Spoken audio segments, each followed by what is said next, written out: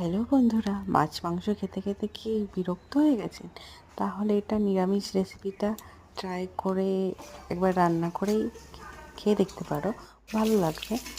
আমি তো ফার্স্টে ডাঁটা আলু কেটে নিয়ে ভালো করে সবজিগুলো ধুয়ে নিচ্ছি। দেখে কড়াইটা গরম করে তেল দিয়ে দিয়েছি, ওতে শুকনো লঙ্কা জিরে সোমবার দিয়েছি।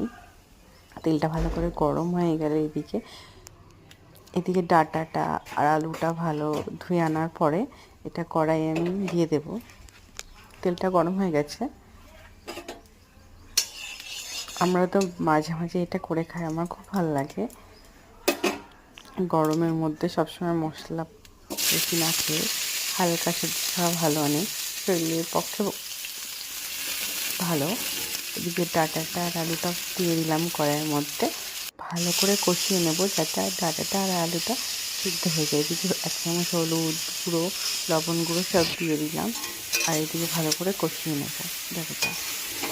এর ফাঁকে আমি আদা সর্ষে কাঁচা লঙ্কা পেস্ট করে নিয়েছি।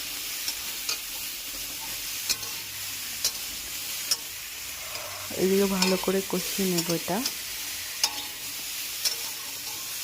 গরম গরম ভাতের সাথে কিন্তু খুব সুন্দর লাগে এটা খেতে। আমি তো খাই, আপনারাও খেয়ে দেখবেন। এদিকে মুগের ডাল করব, সরি কলাইয়ের ডাল করব। কলাইয়ের ডালটা ভেজে নিচ্ছি। এটা এখন আমি শিলনোড়ায় বাটবো, তাহলে আমার তাড়াতাড়ি ডালটা খুলে যাবে। ডালটা ভাজা হয়ে গেছে, আমি এখন শিলনোড়ার কাছে যাচ্ছি।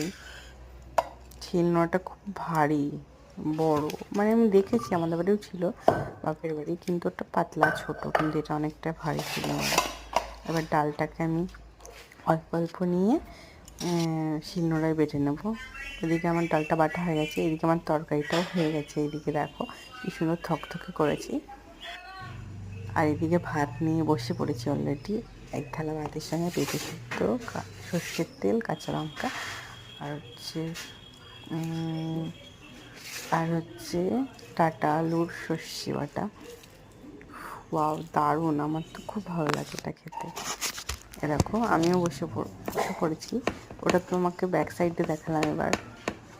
ওয়াও, দারুণ! তোমরাও বাড়িতে বানিয়ে খাবে। আমার তো খুব ভালো লাগে গরম ভাতের সঙ্গে, একটু দারুণ হয়েছে। তোমরা একবার রান্না করে খেয়ে দেখতে পারো।